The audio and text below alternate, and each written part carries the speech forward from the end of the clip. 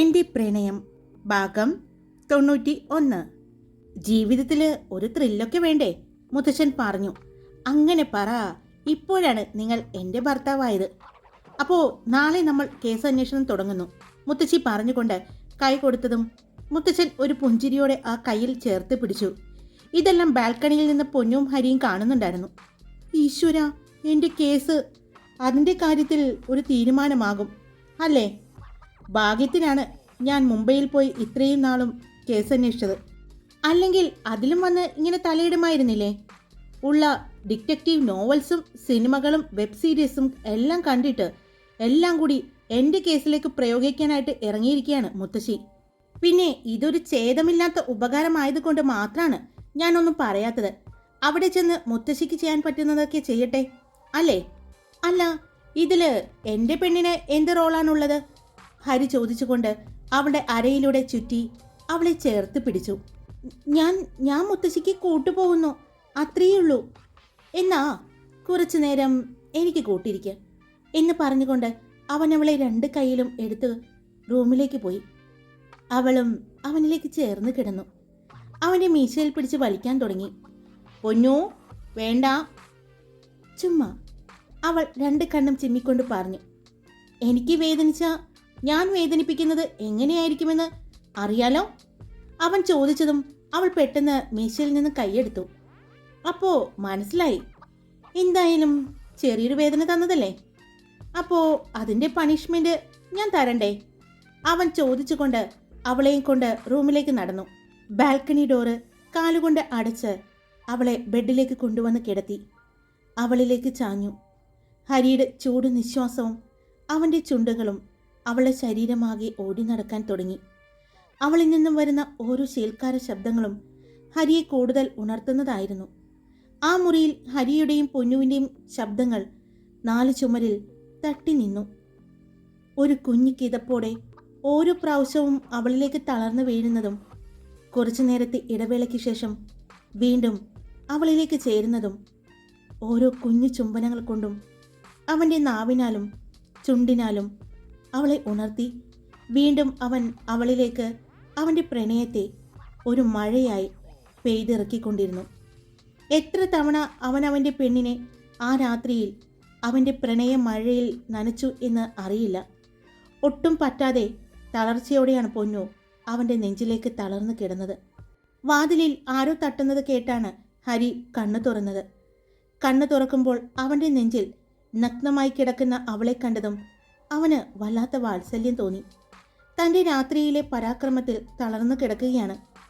എത്ര ശ്രമിച്ചാലും ഈ പെണ്ണിനെ അറിഞ്ഞു കഴിഞ്ഞാൽ മതിയാകുന്നില്ലല്ലോ. തൻ്റെ വികാരത്തിൻ്റെ കടിഞ്ഞാൻ പലപ്പോഴും ഇവളെ അറിയുമ്പോൾ പൊട്ടിപ്പോകുന്നതാണ്. അതുകൊണ്ടാണ് അറിഞ്ഞിട്ടും കൊതി തീരാതെ അവളെ വീണ്ടും വീണ്ടും അറിഞ്ഞുകൊണ്ടിരിക്കുന്നത്.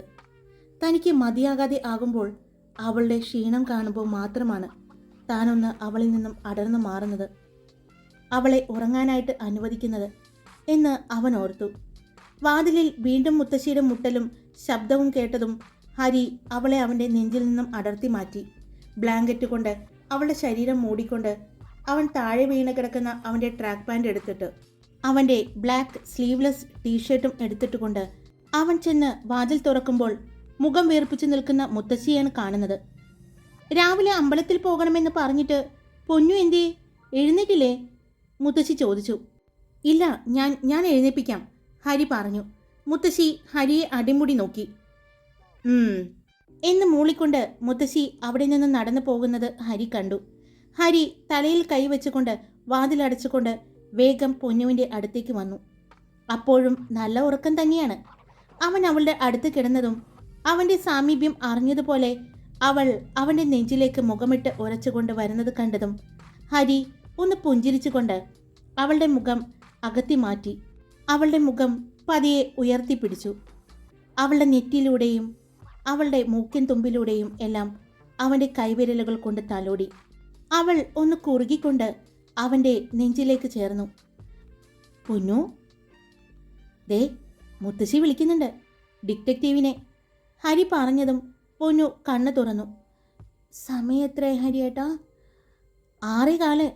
അയ്യോ, ഇപ്പോൾ അവിടെ 8 മണിക്ക് മുമ്പ് എത്താൻ പറ്റുമോ? അവൾ ചോദിച്ചു. അപ്പോൾ പോകാൻ തന്നെ തീരുമാനിച്ചോ? പിന്നെ പോകാൻ വേണ്ടി തീരുമാനിച്ചു. അല്ല, ആരൊക്കെയുണ്ട്? ഞാനും മുത്തശ്ശിയും മുത്തശ്ശനും പിന്നെ പിന്നെ നിന്റെ ഗ്യാങ്ങും. അത് ശരിയാണ് പറഞ്ഞത്. അല്ല, അതെങ്ങനെ ഹരിയേട്ടന് മനസ്സിലായി? പിന്നെ പോകുമ്പോൾ എല്ലാം കൂടി ഒരുമിച്ചല്ലേ പോകൂ. പിന്നെ പൊന്നു, ഒരു കാര്യം ഞാൻ പറയാം. പ്രശ്നത്തിലൊന്നും ചെന്ന് ചാടരുത്. എപ്പോഴും ഫോൺ കയ്യിൽ വേണം. എന്തെങ്കിലും ഒരു സംശയം തോന്നിയാൽ അപ്പോൾ തന്നെ എന്നെ വിളിക്കണം. ഞാൻ വിളിച്ച ഫോൺ എടുക്കാതിരിക്കരുത്. അങ്ങനെ ഹരിയുടെ കുറേ നിർദ്ദേശങ്ങൾ അവൾക്ക് അവൻ കൊടുത്തു. ഹരിയേട്ടാ, ഞാൻ ശ്രദ്ധിച്ചോളാം, അവൾ പറഞ്ഞു. പിന്നെ എടുത്തു ചാടി ഒന്നും ചെയ്യരുത്. ആലോചിച്ച് വേണം ഓരോ കാര്യങ്ങൾ ചെയ്യാൻ, അവൻ വീണ്ടും പറഞ്ഞതും ഹരിയേട്ടാ, ടെൻഷൻ അടിക്കണ്ട. എന്തുണ്ടെങ്കിലും ഞാൻ ഹരിയേട്ടനെ വിളിച്ച് പറഞ്ഞോളാം. ഒറ്റയ്ക്ക് ഒരു തീരുമാനവും എടുക്കില്ല, പൊന്നുവും പറഞ്ഞു. അവൻ അവളുടെ കവിളിൽ ഒന്ന് ചുംബിച്ചുകൊണ്ട് പിന്നെ നെറ്റിയിലും ചുംബിച്ചുകൊണ്ട് ചുണ്ടിനടുത്തേക്ക് മുഖം കൊണ്ടുവന്നതും അവൾ വേഗം അവനെ തള്ളി മാറ്റി. അത് വേണ്ട, ഇപ്പം തന്നെ നീറ്റിലെടുക്കുകയാണ്. ഉള്ളിലെല്ലാം പൊട്ടിയിട്ടുണ്ടെന്ന് തോന്നുന്നു. ഇനിയും എന്തെങ്കിലും ചെയ്താൽ എനിക്ക് അവരുടെ മുഖത്ത് നോക്കാൻ പറ്റില്ല. ഇപ്പോൾ തന്നെ കാണുന്നിടത്തൊക്കെ പാടുണ്ടോ ആവോ? അവൾ അവളുടെ കഴുത്തിലും എല്ലാം നോക്കിക്കൊണ്ട് പറഞ്ഞു. നിനക്കങ്ങനെ പറയാം, എൻ്റെ ശരീരത്തിലും പാടുകളുണ്ട്. അപ്പോൾ ഞാൻ എന്ത് ചെയ്യണം? ഒന്നുമില്ലെങ്കിലും ഞാനൊരു ACP ആണെന്നുള്ള കാര്യമെങ്കിലും നീ ഓർക്കണമായിരുന്നു. ദേ, എന്നെ ദേഷ്യം പിടിപ്പിക്കല്ലേ ഹരിയേട്ടാ എന്ന് പറഞ്ഞുകൊണ്ട് അവൾ ചുറ്റും നോക്കാൻ തുടങ്ങി. നീ എന്തായി നോക്കുന്നത്? അവൻ ചോദിച്ചു. എൻ്റെ ഡ്രസ്സ്. ഓ പിന്നെ, ഈ വാഷ്റൂമിലേക്ക് പോകാൻ ഇനി ഡ്രസ്സൊന്നും ഇടണ്ട, അങ്ങോട്ട് പോയിക്കോ എന്ന് പറഞ്ഞുകൊണ്ട് അവൾ പൊതിച്ചിരുന്ന ബ്ലാങ്കറ്റ് വലിക്കാൻ പോയതും അവൾ അതിൽ കയറി പിടിച്ചു. ഹരിയേട്ടാ വേണ്ട, ഞാൻ ഇങ്ങനെ പോയിക്കോളാം, അവൾ പറഞ്ഞു. എങ്ങനെ? ഇതൊന്നും കൊണ്ടുപോകാൻ പറ്റില്ല. മര്യാദയ്ക്ക് പോയിട്ട് വാ പൊന്നു. ശരി, ഞാൻ പോകാം. പക്ഷെ ഹരിയേട്ടൻ ഫ്രഷായിട്ട് താഴേക്ക് പോ, എന്നിട്ട് ഞാൻ പോകാം, അവൾ പറഞ്ഞു. മുത്തശ്ശി വന്ന് വിളിച്ചതാണ്. ഇനിയും വൈകിക്കഴിഞ്ഞാൽ ഇങ്ങോട്ട് കയറി വരും. അപ്പോൾ ഈ വേഷം കാണും. അതിലും നല്ലത് ഞാൻ മാത്രം കാണുന്നതല്ലേ, ഹരി പറഞ്ഞു. കഷ്ടമുണ്ട് കേട്ടോ. ശരി ശരി, ഞാൻ പോകാം. പക്ഷേ എനിക്ക് ഹരിയേട്ടൻ്റെ ഈ ടീഷർട്ട് തരണം, അവൾ പറഞ്ഞു. അതുമാത്രം മതിയോ? അവൻ ഒരു കുറുമ്പോടെ ചോദിച്ചതും അവൾ അവനെ ഒന്ന് കൂർപ്പിച്ചു നോക്കി. മതി എന്ന് പറഞ്ഞതും അവൻ അവൻ്റെ ടീഷർട്ട് ഊരി അവൾക്ക് കൊടുത്തു. അവളത് ആ ബ്ലാങ്കറ്റിൻ്റെ ഉള്ളിൽ തന്നെ കിടന്നുകൊണ്ട് ഇട്ടുകൊണ്ട് ബ്ലാങ്കറ്റ് മാറ്റി ബെഡിൽ നിന്നും താഴേക്ക് ഇറങ്ങി. അവൻ അവളെ നോക്കുകയായിരുന്നു. ആ ബ്ലാക്ക് സ്ലീവ്ലെസ് ടീഷർട്ടിൻ്റെ ഉള്ളിൽ അവളുടെ ശരീരം എടുത്ത് കാണുന്നുണ്ടായിരുന്നു. കയ്യിലും കഴുത്തിലുമെല്ലാം ചെറിയ പാടുകളുണ്ട്. അവളുടെ മുട്ടിന് കുറച്ച് മുകളിൽ വന്ന് കിടക്കുകയാണ് തൻ്റെ ടീഷർട്ട്. അവളുടെ കഴുത്തിൽ കിടക്കുന്ന താൻ കെട്ടിയ 2 താലിമാലയും ആ ടീഷർട്ടിൻ്റെ പുറത്ത് തന്നെ കിടക്കുന്നുണ്ട്. അത് അവളുടെ കഴുത്തിൽ കിടക്കുമ്പോൾ അവന് വല്ലാത്തൊരു അഭിമാനമാണ് തോന്നുന്നത്. നെറ്റിയിൽ പടർന്നു കിടക്കുന്ന സിന്ദൂരവും കണ്ണിൽ പടർന്നു കിടക്കുന്ന കരിമഷിയും പാറിപ്പറന്ന് കിടക്കുന്ന മുടിയും എല്ലാം അവൻ നോക്കിക്കാണുകയായിരുന്നു. അവളുടെ ആ രൂപം പോലും അവനെ വല്ലാതെ ആകർഷിക്കുന്നുണ്ടായിരുന്നു. അവൾ അവനെ മറികടന്ന് വാഷ്റൂമിലേക്ക് പോകാൻ പോയതും പെട്ടെന്ന് ഹരി അവളെ പുറകിലൂടെ പൊക്കിയെടുത്തു. ഹരിയേട്ടാ, അവൾ കുതറാൻ നോക്കിയതും അവൻ അവളെയും കൊണ്ട് വട്ടം കറങ്ങി. എൻ്റെ അടുത്ത് കൂടി നിനക്ക് പോകാൻ നാണമാകുന്നു. എന്നാലേ ഇന്ന് നമ്മൾ 2 പേരും ഒരുമിച്ചാണ് കുളിക്കാൻ പോകുന്നത്. അയ്യോ ഹരിയേട്ടാ, അങ്ങനെ പാടില്ല. ഇന്ന് ഞാൻ അമ്പലത്തിൽ പോകുന്നതല്ലേ, അതിനു മുമ്പ് ശരീരശുദ്ധി വേണം, അവൾ പറഞ്ഞു. അതിന് ഞാൻ വേറൊന്നും ചെയ്യുന്നില്ല, നമ്മൾ ഒരുമിച്ച് കുളിക്കുന്നു, അത്രയുള്ളൂ എന്ന് പറഞ്ഞുകൊണ്ട് അവൻ അവളെയും കൊണ്ട് വാഷ്റൂമിലേക്ക് നടന്നതും ഹരിയുടെ ഫോൺ റിങ് ചെയ്തു. അത് കണ്ടതും പൊന്നു ചിരിച്ചു.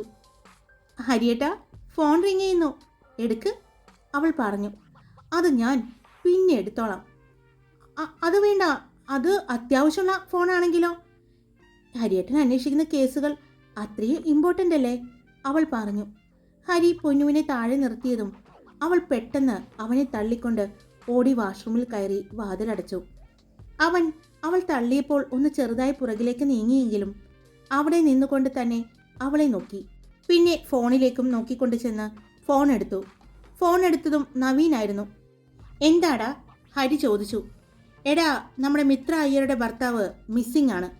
അത് കേട്ടതും ഹരി ഒന്ന് മൂളി. നിനക്ക് സംശയമുണ്ടായിരുന്നോ ഹരി? നവീൻ ചോദിച്ചു. ഉണ്ടായിരുന്നു.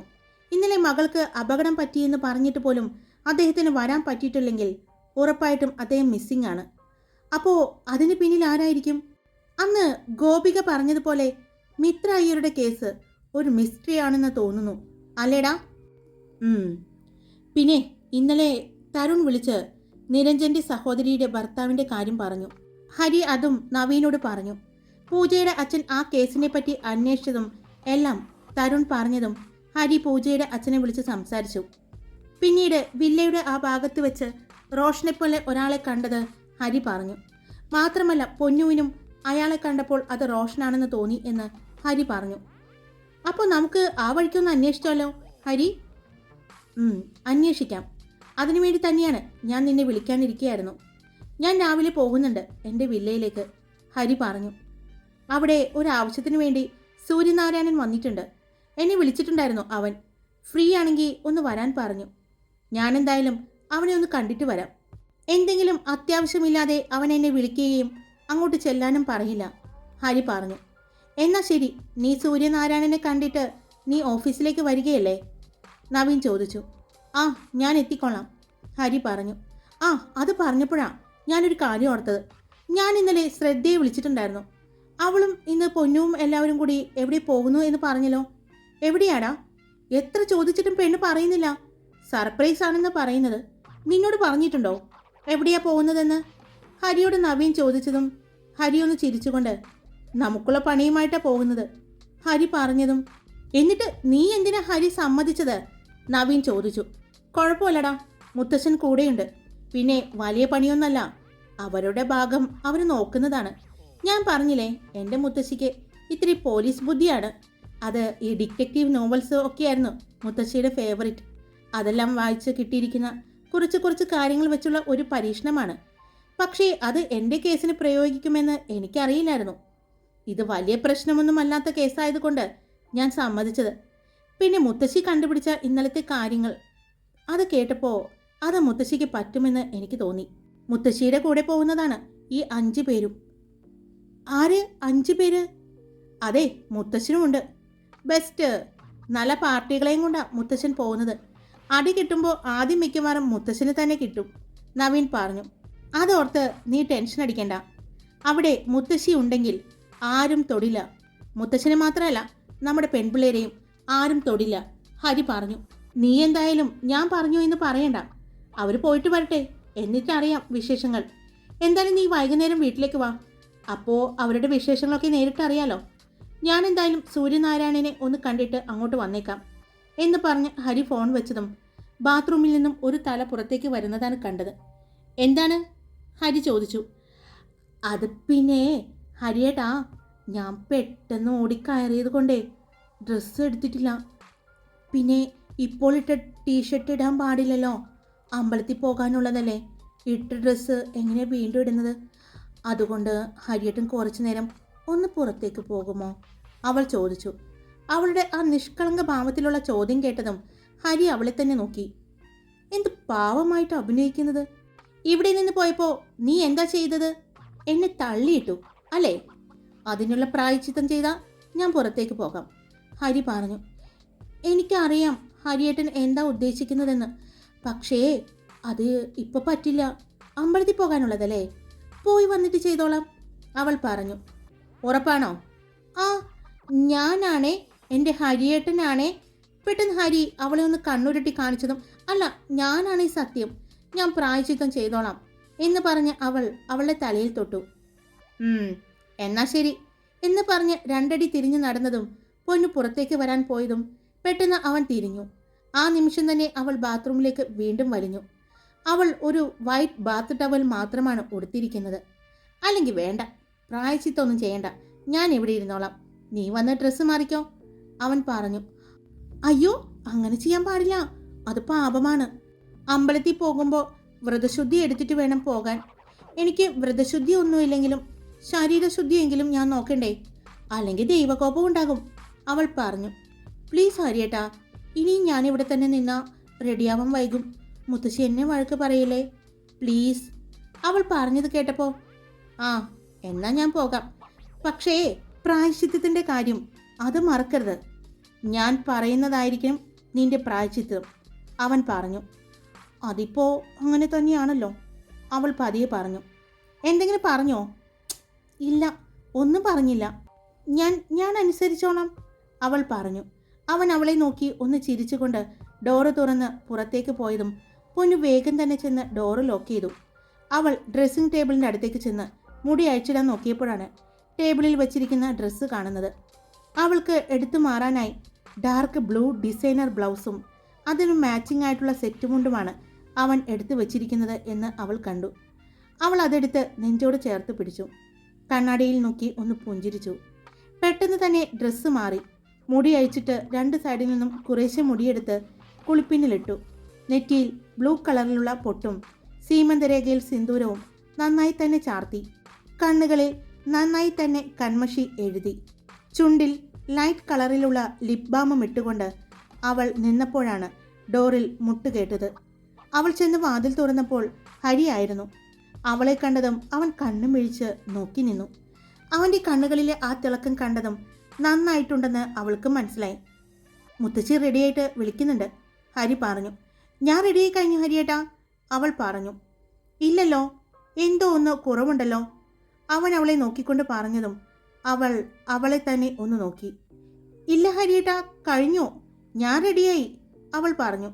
അവൻ അവളെ കൈ പിടിച്ചുകൊണ്ട് അവളെ ഡ്രസ്സിംഗ് ടേബിളിൻ്റെ അടുത്തേക്ക് തന്നെ കൊണ്ടുവന്ന് നിർത്തി. എന്നിട്ട് അവൻ അവിടെയുള്ള വലിയൊരു കബോർഡ് തുറന്നു. അതിനുള്ളിലെ ലോക്കർ തുറന്നു. അപ്പോഴാണ് അവൾക്ക് മനസ്സിലായത് താൻ ആഭരണങ്ങൾ ഒന്നും അധികം ഇട്ടിട്ടില്ല. ഹരിയേട്ടാ, ഇത് മതി, അവനത് തുറക്കാൻ പോകുന്നത് കണ്ടതും പറഞ്ഞു. അവളുടെ കഴുത്തിൽ ഹരി ഇട്ടുകൊടുത്ത താലിമാലയും അന്ന് മനക്കിലെ പറമ്പിൽ വെച്ച് അവൻ ഇട്ടുകൊടുത്ത അവൻ്റെ കഴുത്തിൽ കിടന്ന മാലയും പിന്നെ ചെറിയൊരു നേർത്ത മാലയും അതിൽ ഒരു ഡയമണ്ടിൻ്റെ ലോക്കറ്റുമാണ് അവളുടെ കഴുത്തിൽ ഉണ്ടായിരുന്നത്. കയ്യിൽ 2 വളകൾ വീതവും 2 കൈയിലും ഇട്ടിട്ടുണ്ട്. അവൾ പറഞ്ഞത് കേൾക്കാതെ ബോക്സ് എടുത്ത് തുറന്നു. അതിൽ നിന്നും ഒരു ചെറിയ നെക്ലസ് എടുത്ത് അവളുടെ കഴുത്തിൽ ഇട്ടുകൊടുത്തു. 2 ലക്ഷ്മി വളകളും അവളുടെ 2 കൈയിലും ഇട്ടുകൊടുത്തു. കാതിലെ കുഞ്ഞി കമ്മൽ അവൻ തന്നെ ഊരി മാറ്റി ഒരു ജിമിക്കി കമ്മൽ ഇട്ടുകൊടുത്തു. ഇപ്പോൾ അടിപൊളിയായിട്ടുണ്ട്, അവൻ അവളെ നോക്കിക്കൊണ്ട് പറഞ്ഞു. ഇനി പോകാം എന്ന് പറഞ്ഞ് അവൻ അവളെയും കൊണ്ട് നടക്കാൻ പോയതും പെട്ടെന്ന് അവൾ അവൻ്റെ കയ്യിൽ പിടിച്ചു. അവൻ എന്താണെന്നുള്ള രീതിയിൽ അവളുടെ മുഖത്തേക്ക് നോക്കിയതും അവൾ അവളുടെ ചൂണ്ടുവിരൽ കൊണ്ട് നെറ്റിയിൽ തൊട്ട് കാണിച്ചു. അത് എന്തിനാണെന്ന് മനസ്സിലായതും ഹരി തിരിഞ്ഞു നിന്നുകൊണ്ട് അവളുടെ മുഖം കൈക്കുമ്പിളിൽ എടുത്തുകൊണ്ട് നെറ്റിയിൽ ഒന്ന് ചുംബിച്ചു. ഹായ്, അപ്പോൾ ഇന്നത്തെ സ്റ്റോറി ഞാൻ ഇട്ടിട്ടുണ്ട്. എല്ലാവരും കേട്ടിട്ട് അഭിപ്രായം പറയണേ. നല്ലതാണെങ്കിൽ ഒന്ന് ലൈക്ക് ചെയ്ത് സപ്പോർട്ട് ചെയ്യണേ. Love you all. It's me Karthika.